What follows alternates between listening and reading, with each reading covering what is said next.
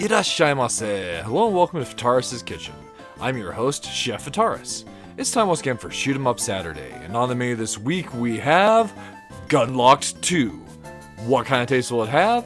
Let's get cooking and find out. From developer From Left Court, Gunlocked 2 released for the PC via Steam in early access in August of 2025. This title is a promising roguelike shoot 'em up, though one thing that I want to point out, this is an early access review, so the game will likely be different as time progresses, as we're looking at version 0.13. We're also playing this on a Steam Deck, which performs pretty well on, aside from some audio glitches that I've had here and there. Being a roguelite, there's tons of option for customizability here, although of the runs I've played, there are certain builds that I seem to tend towards more than others, but hopefully as they add additional content to the game, there'll be more flexibility with the kind of runs that you can build.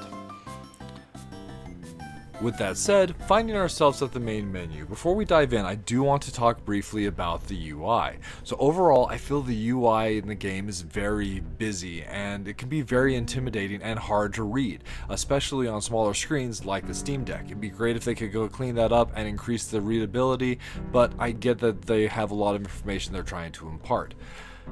That out of the way, let's look at the way you'd set up your run. So when you're starting the game, you want to first select your pilot. Here we have all the options for the pilots themselves. Each pilot has a different starting weapon, and in addition to that, there's also a weapon mastery and a skill that they have that's unique to them.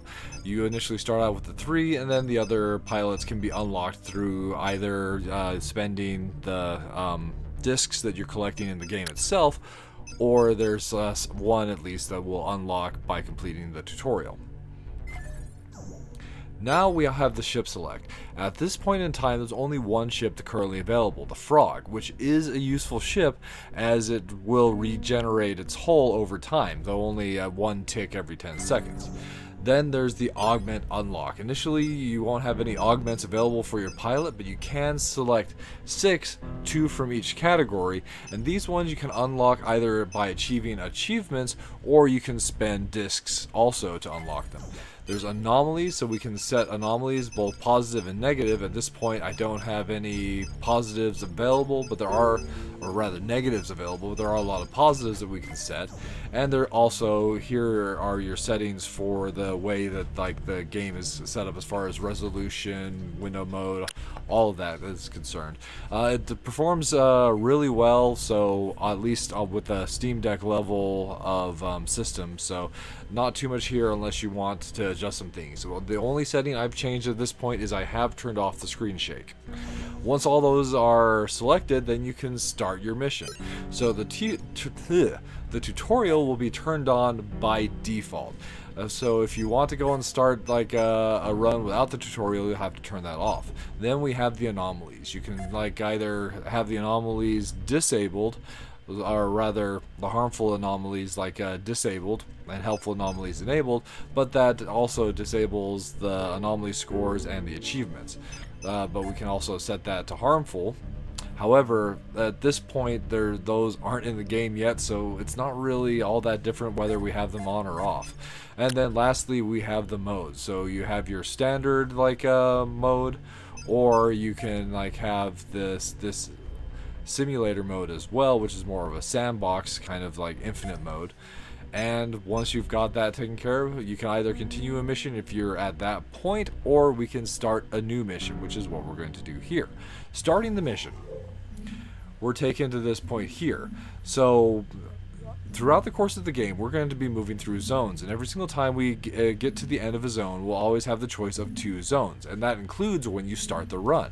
These are going to be randomized every time, so you can see here that when you go there, we can inspect the sector. So if you press on a standard PC, Xbox type controller, if you press the X button, we can look further at what all the elements of this particular zone have. So basic threat level, and then we can see some of the other elements to it.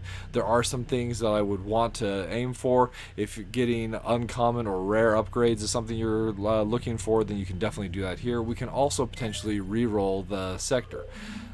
This one here is a little bit different. We've got only a common reward, but it does have some junk that could potentially provide other rewards as well. So we'll take this particular zone.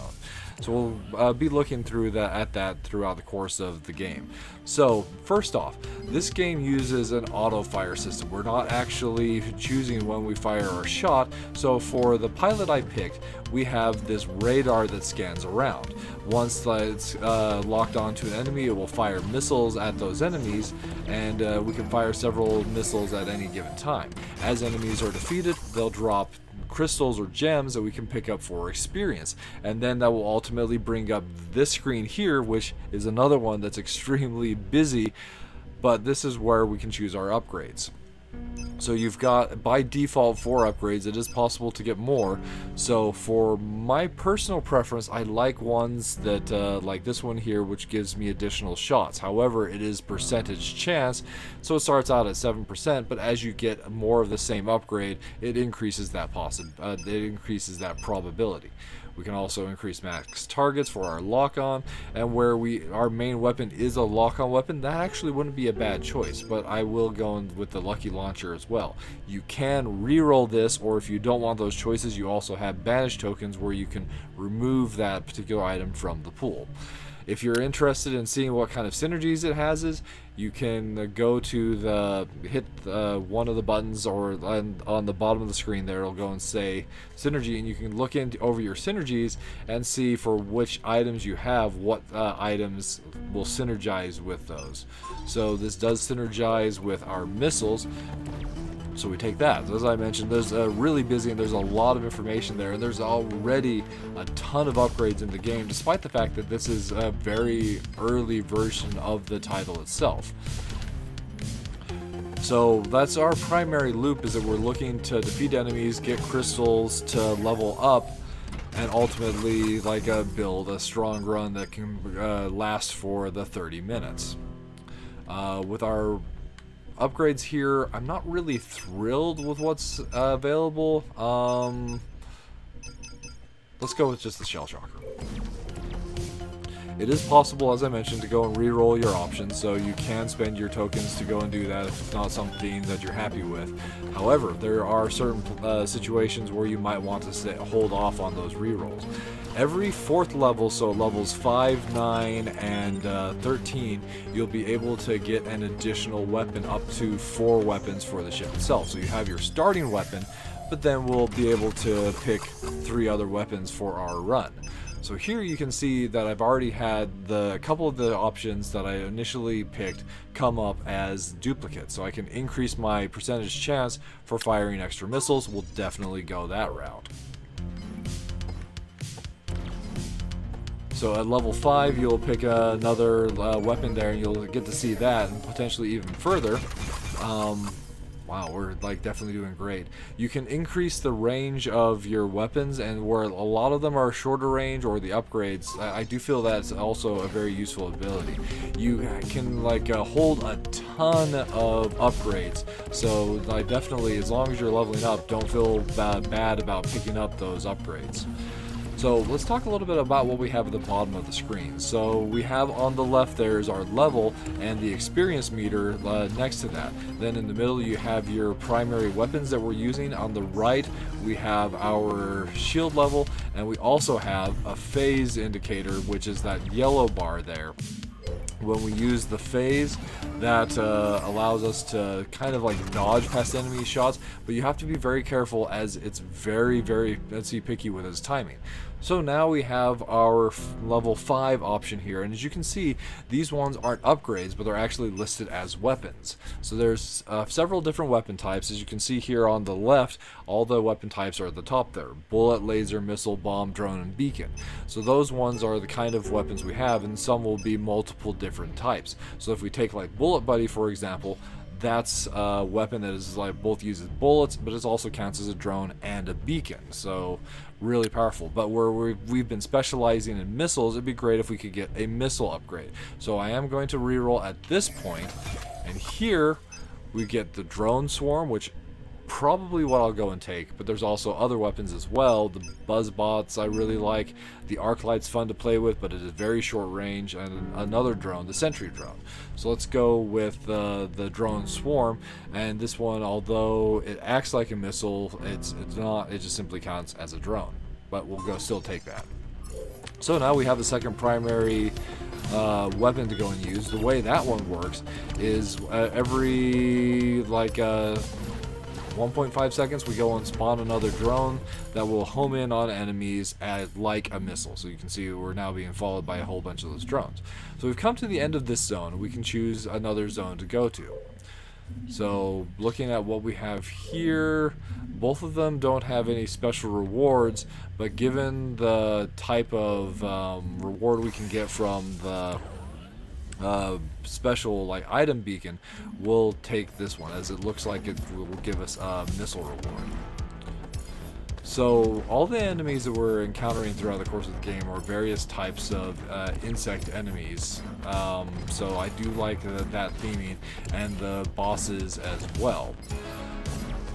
So this is the basic gameplay loop of Gunlocked 2 until we ultimately hit a boss. So after moving through several zones, you'll encounter a boss zone, and those do change up the gameplay quite a bit. So for the sake of keeping things more concise, we'll go ahead and jump to the point where we encounter our first boss. Alright, now we found ourselves right before entering what would go and be a boss stage. As you can see here, if you look at what we have for the sector itself, you'll see boss threat zone, enemy mothership detected. So there are different rewards depending on which one we take. So this one will give us a rare reward, this one will also give us a rare, but the enemies will be different. So based off of the kind of enemies you prefer fighting, you might want to pick that one. We'll go with the one on the right. I did pick up one additional shot as well. It's basically just an auto-firing cannon that you can, depending on if you're moving forward or backwards, it will change whether the shots are angled inward or not. So now we're going and fighting this particular boss, and one of the things that I kind of take as a little bit of an issue with the boss fights themselves is they're tiered in such a way that it's not really possible to really show how strong you've gotten on a run, because each phase, each of the bosses are broken down into phases. So if you're really powerful, you might be able to get through a phase itself, but it's actually, you're only going to be able to go and move through the fights so quickly. There'll be all those phases you still have to go and fight through. So one of the things that I enjoy about a roguelite is getting to the point where you feel really strong with your build, and I don't feel that the bosses do a good job of showing that off in this particular title. So as you can see here, we have to go through 4 different phases for this boss. Each time he becomes vulnerable, it takes a quarter of his life, and some of the other bosses are similar, but they work in different ways. So that's something to keep in mind. Overall, the boss fights are at least unique, and they do go and present a challenge, so you'll want to learn the way those boss fights go. One of the things I haven't talked about is that we do have phase shift, which basically is your dodge. Well, never mind, I did go and mention that, but it is tricky to use, but some of the bosses definitely, it's a requirement to use for sure. So one thing that you can get as an upgrade is a shield that will activate after you come out of your phase shift, going and helping you to just take a little less damage right off out of the bat. So boss fight done. We get a lot of rewards for completing bosses in this game, including another data beacon. So this is an upgrade that is separate from the leveling up upgrades, but it basically works in the same way. So you can see here, for the higher we are in the stage, our bullets will reload faster, so that's definitely a good advantage. And we still have the data beacon as well. So I was actually incorrect. So the first level up was the one from the experience crystals, and this one's the one from the data beacon that dropped from defeating the boss. One of the upgrades I think is like definitely a must for any run is this one here, the Lucky Sever. So this increases your chance to crit. So in a game like this, crits are definitely important, so the more of those we can stack, the better off we'll be. And with that, that's Gunlocked 2 served up for your enjoyment. So once again, this is looking at the title in early access, so we can gauge the title as it is right now, and I feel it's very promising if there's still some issues to work out with. Even as far as how the game's been progressing, there have been, every single time I've fired up the game over the last several days, there's almost been like an update every single time. So the developers are actively working on fixing problems and tweaking the balance, as well as planning several major updates. So there will be a lot to come. So do once again keep that in mind. As far as the minus flavors are concerned, the biggest thing I have is I just feel that the UI itself is just hard to go and read. So we've got all these different upgrades, all these weapons, all these augments, and just looking through that's a lot to go and parse. It'd be great if there was some way to go and like distill this into a more concise, easier to look at screen. Then the boss fights are a little frustrating just in the way that they're set up, because you do have that element of being only able to advance through those fights so quickly. But on the plus flavors, I love how the game itself already feels like there's quite a bit of development that's been put into the title itself, and I really like what's here, even if it's like just an auto fire style shoot 'em up. I think the challenge is there. I think there's a lot of promise with the kind of runs you can build. I just want to be able to go and see maybe some that you can go and make yourself like crazy strong, go off the rails, the kind of thing you'd love to see in roguelite titles. So with that, we find ourselves at the end of this week's episode of Shoot 'em Up Saturday. Gunlocked 2, an early access tentative recommend from the chef. And with that, we want to say thank you so much for joining us this week. As always, we hope you have a wonderful week yourself, and we look forward to seeing you again next time.